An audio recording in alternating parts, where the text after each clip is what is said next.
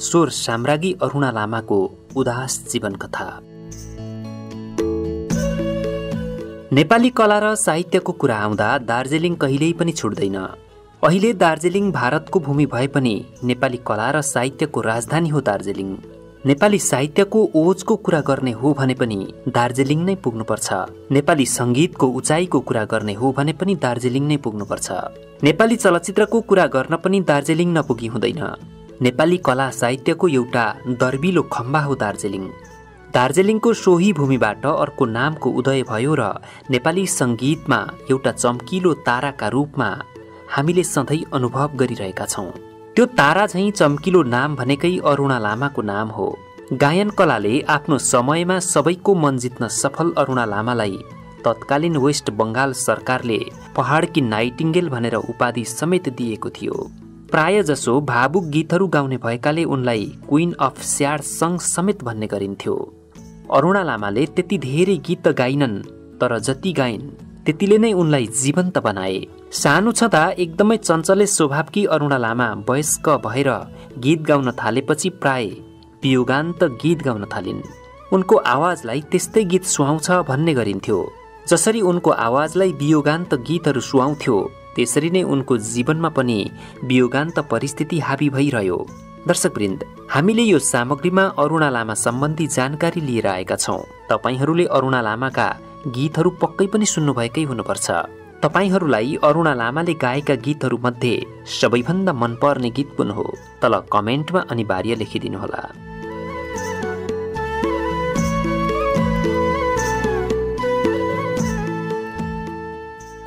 अरुणा लामाको जन्म विक्रम सम्वत 2002 साल भदौ 24 गते भएको हो।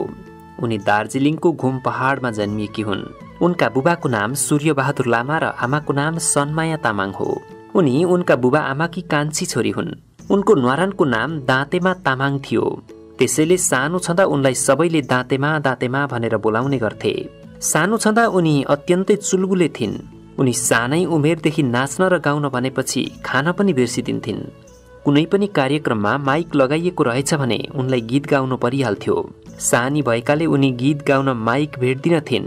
त्यसैले उनका बुबाले माइक भेट्ने गरी उनलाई काँधमा राखेर उभिन्थे अनि उनी गीत गाउँथिन्। अरुणा लामा जन्मजात गीत सङ्गीतप्रति आकर्षित थिइन्। सानामा उनका बुबा आमालाई अरुणा लामाको गीत सङ्गीतप्रतिको आकर्षण त्यति राम्रो लागेको थिएन।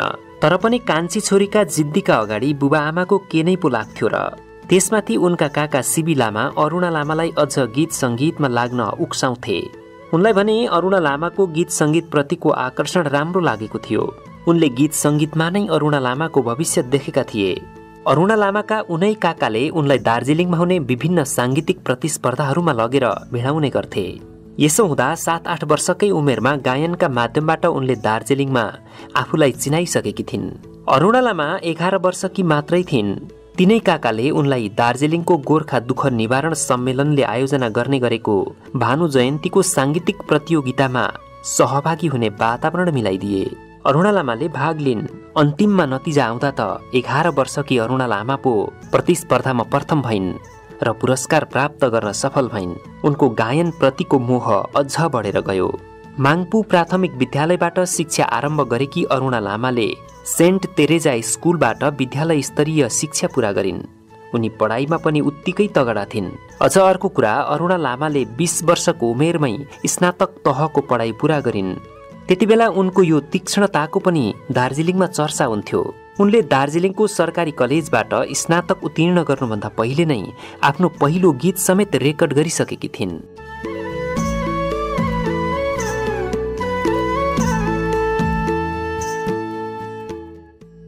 अरुणा लामाको आवाजमा सबैभन्दा पहिला रेकर्ड भएको गीत ए कान्छा मलाई सुनको तारा खसाइदेऊ न बोलको गीत हो।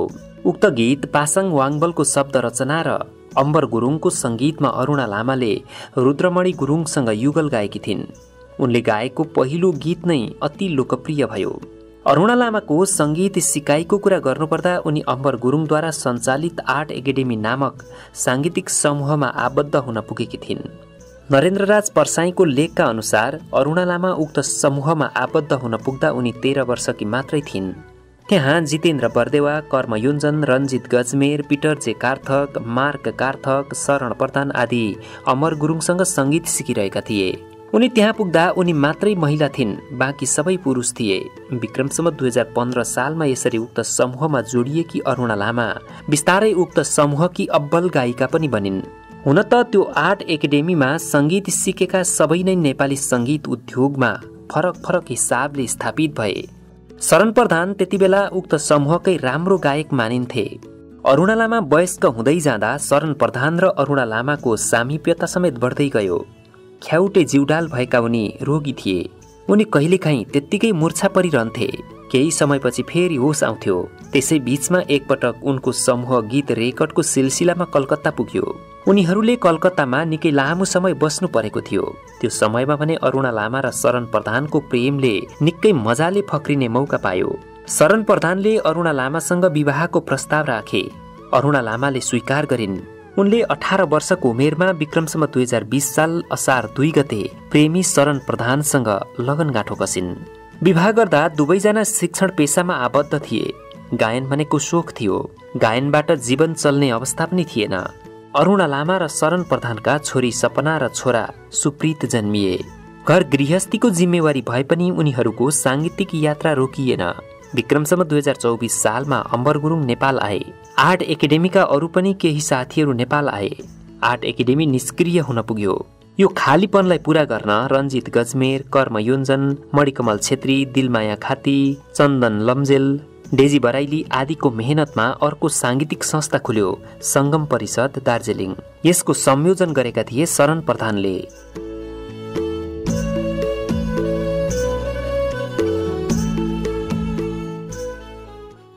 तर अरुणा लामाको खुसी सायद दैवलाई पचेन। वैवाहिक जीवन सुरु भएको 10 वर्ष पनि नबित्दै अरुणा लामाको जीवनमा भूकम्प गयो। सधैँ मूर्छा परिरहने रोगी र ख्याउटे शरीरका शरण प्रधान त्यस दिन भने मूर्छाबाट बौरिएनन्। अरुणा लामाको प्रेमको धरोहर मात्रै ढलेन, जिन्दगीको हौसला नै सकियो। सुरुमा एक कान्छा मलाई सुनको तारा खसाइदेऊ न जस्ता मिलन र संयोगका गीतहरू गाएर स्थापित भएकी अरुणा लामाका लागि वेदना र पीडाका गीतहरू रोजाइमा पर्न थाले। उनको स्वरमा जन्मजात नै करुणा र संवेदनाको गहिरो छाप पाइन्छ। त्यसमाथि उनको जीवनको लय पनि त्यस्तै खालका वियोगान्त गीतहरूसँग मिल्ने खालको बनिदियो। कसले पो सोचेको हुन्छ र जीवन साथीको यति चाँडै मृत्यु हुन्छ भनेर। यस्तो कल्पना बाहिरको पीडाको भार खेप्नु परेपछि अरुणा स्तब्ध भइन्। उनी घर बाहिर निस्कनै छाडिन्। आर्थिक समस्याले पनि च्याप्न थाल्यो। अर्कोतिर गायनको यो उचाइकी गायिका गायनभन्दा बाहिर बसेपछि नेपाली सुगम सङ्गीतका लागि पनि ठूलो नोक्सान हुने भयो। शरण प्रधानसँग त उनी सङ्गीतकै सिलसिलामा जोडिएकी थिइन्। शरण प्रधानसँग जोडिनुभन्दा पहिले नै उनी सङ्गीतसँग जोडिएकी थिइन्। यो सबै कुरा सम्झाए उनका समकालीन सङ्गीत कर्मीहरू कर्म योन्जन र मणिकमल छेत्री आदिले। निकै लामो कोसिसपछि पुनः अरुणा लामालाई सङ्गीतको मञ्चमा उभ्याउन सफल भए। फेरि उनी गीत गाउन थालिन्। त्यसपछि उनले गाएका वेदनाले भरिएका गीतहरूले एउटा कालखण्डलाई नै भावुक बनायो। उनले गाएका भावुक गीतहरू नेपाल र दार्जिलिङमा मात्रै होइन, भुटान र बर्मासम्म पनि फैलिए। राजेन्द्र थापा, भूपी शेरचन, भैरवनाथ रिमाल, गोपाल योन्जन, अम्बर गुरुङ, मनबहादुर मुखिया आदिका शब्दमा उनले थुप्रै वियोगान्त गीतहरू गाइन्। अरुणा लामाले माइतीघर, परालको आगो तथा कान्छी जस्ता चलचित्रमा पनि स्वर दिएकी छिन्। उनले गाएका सर्वाधिक लोकप्रिय गीतहरू पोहोर साल खुसी फाड्दा, जतन गरी मनले टाले, उदास मेरो जीवन कथा, सबैले भन्थे, हेर नहेर कान्छा, एक्लै बस्दा सधैँ मलाई, यति धेरै माया दिई, चौतारीमा बसेर, सबैले भन्थे, हाँसी हाँसी जलिरहे आदि हुन्। नेपाली सुगम सङ्गीतका लागि अरुणा लामाको देन अभूतपूर्व पाइन्छ। उनलाई भारतको पश्चिम बङ्गाल सरकारको चाहनामा कलकत्ताको हिन्दुस्तान रेकर्डिङ कम्पनीले नाइटिङ्गेल अफ द हिमालयन उपाधि दिएको थियो। हुन त अम्बर गुरुङ दार्जिलिङ हुँदा उनी अरुणा लामालाई नाइटिङ्गेल भनेर बोलाउने गर्थे। काठमाडौँमा भूपी शेरचनले उनको गायन कलाको मूल्याङ्कन गर्दै विश्वस्तरीय गायन क्षमता भएकी गायिका भनेका थिए।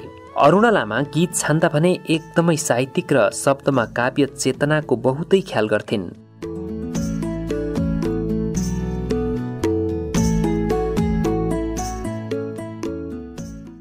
नेपाली सुगम सङ्गीतको एउटा कालखण्डको पृथक धाराकी एक्लै प्रतिनिधि हुन् अरुणा लामा।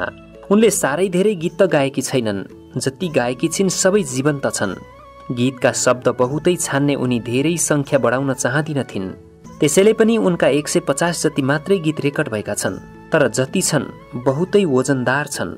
अरुणा लामाको निधनका बेला उनको गायन क्षमताको प्रशंसा गर्दै तारादेवीले भनेकी थिइन्, दुःख र वेदनाको स्वरबाट अरुणाले नेपाली परिवेश ढाकेकी थिइन्। विक्रम सम्वत 2050 साल कार्तिक 24 गते नरेन्द्र राज परसाईको संयोजनमा नेपाल राजकीय प्रज्ञा प्रतिष्ठानको ठूलो प्रेक्षालयमा अरुणा लामा स्वर्णिम साँझ कार्यक्रमको आयोजना गरिएको थियो। नेपालको सांगीतिक इतिहासमा त्यो अत्यन्तै ठूलो सांगीतिक साँझ कार्यक्रम भएको थियो। उक्त कार्यक्रममा अरुणा लामाका हातमा 2,65,000 रुपैयाँ राशिका साथै स्वर किन्नरीको उपाधि पनि अर्पित गरिएको थियो। साथै सो समारोहमा नरेन्द्र परसाईद्वारा सम्पादित अरुणा लामा कथा र व्यथा नामक पुस्तक पनि लोकार्पण गरिएको थियो। त्यस दिन अरुणा लामाले नेपाल टेलिभिजनको प्रत्यक्ष प्रसारणमा उत्साह, उमङ्ग र साहसका साथ आफ्ना 18वटा नेपाली गीत गाएकी थिइन् र प्रत्येक गीतमा दर्शकको ताली पाएकी थिइन्। अरुणा लामाको गायन कलालाई सम्मान गर्दै गोर्खा दक्षिण बाहु पदक, छिन्नलता पुरस्कार, चलचित्र पुरस्कार, उर्वशी रङ पुरस्कार, सुर श्रृङ्गार सम्मेलन पुरस्कार, कलकत्ताको दिसारी पुरस्कार, साधना सम्मान आदिबाट पुरस्कृत तथा सम्मानित भएकी थिइन्। दार्जिलिङमा पनि उनका लागि राग रजत नामक एकल सांगीतिक कार्यक्रम भएको थियो। अरुणा लामालाई सन् 1980 गोर्खाल्यान्डको आन्दोलनमा नसगाएको आरोप पनि लागेको थियो। उनी दार्जिलिङमा सरकारी जागिर गर्थिन्। पहिलो गोर्खाल्यान्ड आन्दोलनका सिलसिलामा उनलाई सुभाष घिसिङका कार्यकर्ताले आन्दोलनको समर्थनमा गीत गाउन ठूलो दबाब दिए। तिनीहरूको त्यो उदण्ड शैलीले उनलाई निकै ठूलो अप्ठ्यारो पारेको थियो। उनी यसलाई आफ्नो गायकी जीवनकै सबैभन्दा नमिठो स्मृति मान्थिन्। यो घटनापछि उनी रक्सीको लतमा परेको केही समीक्षकहरूले उल्लेख गरेका छन् र सोही लतका कारण उनको छोटो उमेरमै निधन भएको कुरा लेखक स्वर्गीय पिटर जे कार्थकले त्यति बेला नै लेखेका थिए। पछिल्लो समय उनी औषधि उपचारका लागि दार्जिलिङबाट काठमाडौँ आएकी थिइन्, तर मानिसको आयु उसैसँग हुन्छ। अन्ततः नेपाली गायनकी स्वर साम्राज्ञी अरुणा लामाले विक्रम सम्वत 2054 साल माघ 22 गते काठमाडौँमा अन्तिम सास फेरिन्। स्वर साम्राज्ञी अरुणा लामा प्रति भावपूर्ण श्रद्धाञ्जली।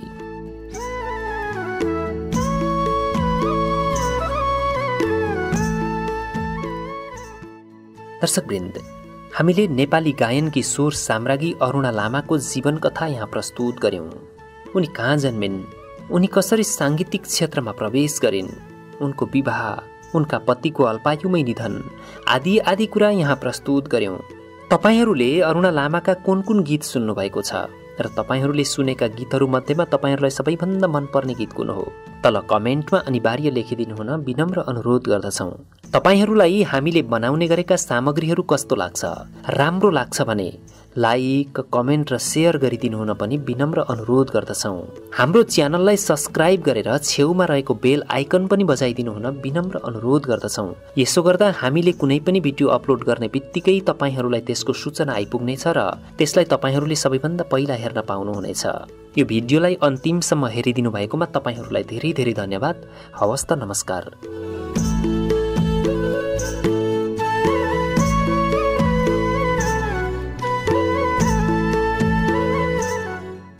शब्दहरूको जादुमा मनोरञ्जनको सङ्गम, थलैचा इन्टरटेनमेन्ट।